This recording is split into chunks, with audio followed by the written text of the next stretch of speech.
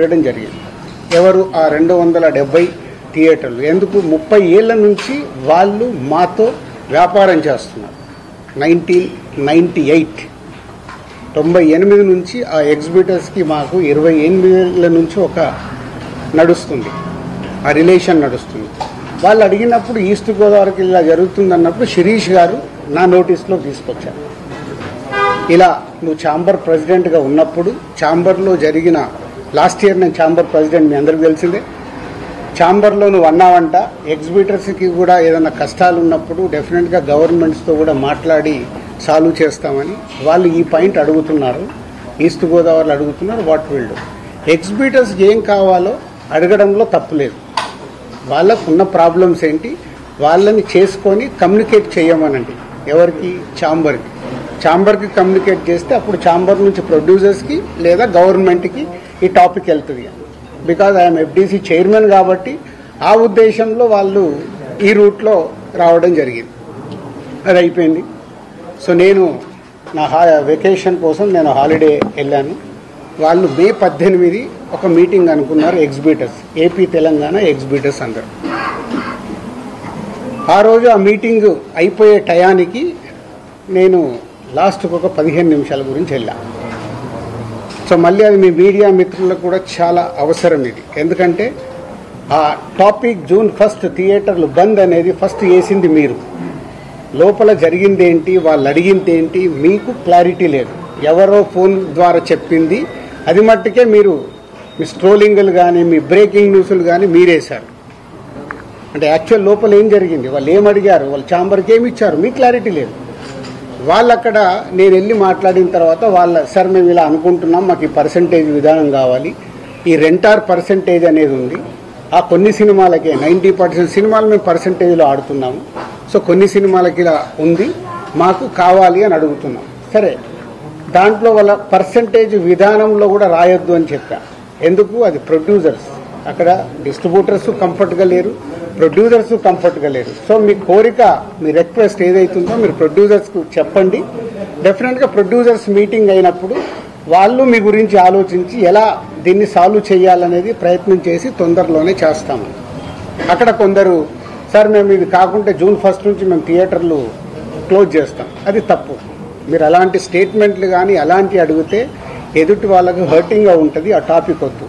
So దీన్ని మీరు అందంగా మీ ప్రొడ్యూసర్స్కి ఛాంబర్ ద్వారా, ఏదైతే ఛాంబర్ మెయిన్ బాడీ ఉందో దాని ద్వారా డిస్ట్రిబ్యూటర్లకి ప్రొడ్యూసర్లకి కమ్యూనికేట్ అవుతే మళ్ళీ జాయింట్ మీటింగ్ అవుతుంది. జాయింట్ మీటింగ్ అయినప్పుడు దీనికి క్లారిటీ వస్తుంది, లేదా ఒక సొల్యూషన్ కోసం ప్రయత్నం జరుగుద్ది అని నేను చెప్పగానే ఆ రోజు అక్కడ ఉన్న వాళ్ళందరూ ఏకీభవించారు.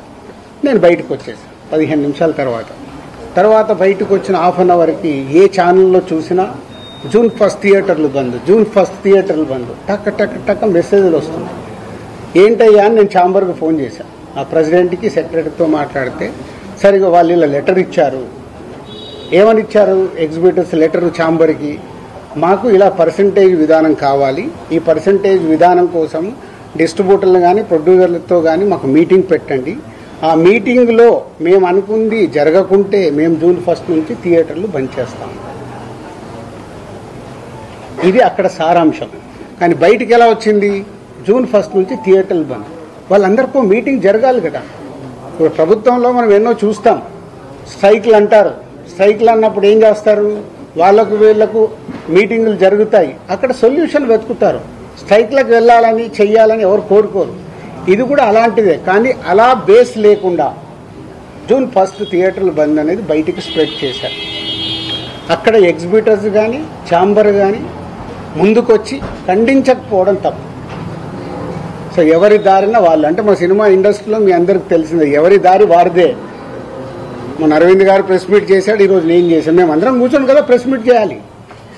ఇండస్ట్రీకి సంబంధించిందంటే మేమందరం, మమ్మల్ని పెద్దలు అంటారు, మాకు రెస్పాన్సిబిలిటీ ఇస్తారు. కానీ మా దాంట్లోనే మేమందరం కూర్చొని మాట్లాడడానికి భయం, ఎవరు మాట్లాడితే ఏది ఎలా వెళ్తుందని. సో ఆ జూన్ 1 అనే టాపిక్ అలా వస్తే బయటికి మట్టుకు జూన్ 1 థియేటర్లు బంద్ అని స్ప్రెడ్ అయిపోయింది. అక్కడి వరకు జరిగింది. తర్వాత డిస్ట్రిబ్యూటర్స్ మీటింగ్ జరిగింది. డిస్ట్రిబ్యూటర్స్ మీటింగ్లో వాళ్ళు నిర్ణయాలు తీసుకున్నారు. లేదు ఇలా కుదరదు, మా ప్రాబ్లమ్స్ మాకున్నాయి కాబట్టి జూన్ 1 నుంచి థియేటర్లు కంటిన్యూ అవ్వాలి, మేము సినిమాలు రిలీజ్ చేస్తాం, మాకు ఎవరు థియేటర్లు ఇస్తే వాళ్ళకి ఇస్తాం. ఎందుకు ఈ రోజు వరకు నాకు తెలిసి కోవిడ్లో తప్పితే ఎప్పుడు సినిమా థియేటర్లు ముయ్యలేదు నాకు తెలిసి. మీకేమైనా తెలిసి ఉంటే చెప్పండి సార్, అప్పుడు ఏదో థియేటర్లు మూసారని.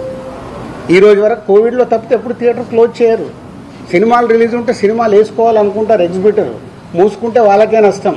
ఆ రోజు ఆ మీటింగ్లో ఇంకొకటి కూడా నేను అండర్లైన్ చేసే వాళ్ళకి, 56 రోజులు మేము షూటింగ్లు ఆపాం, మేము ఏమీ సాధించలేకపోయాం. నిర్మాతలుగా ఏదైనా సాధించగలిగితే నిర్మాతలే సాధించాలి. ఎందుకు? ఎవ్రీవేర్ మేమే ఉంటాం కాబట్టి. మాకే ధైర్యం లేదు, మీరు ఎక్కడికి వెళ్ళి అవుతారో అది సాధ్యం కాదు అంటే వాళ్ళందరూ ఏకీభవించడం జరిగింది. తర్వాత స్ప్రెడ్ అయింది. డిస్ట్రిబ్యూటర్స్ మీటింగ్లో వాళ్ళు కాల్ తీసుకున్నారు, బంద్ వద్దు.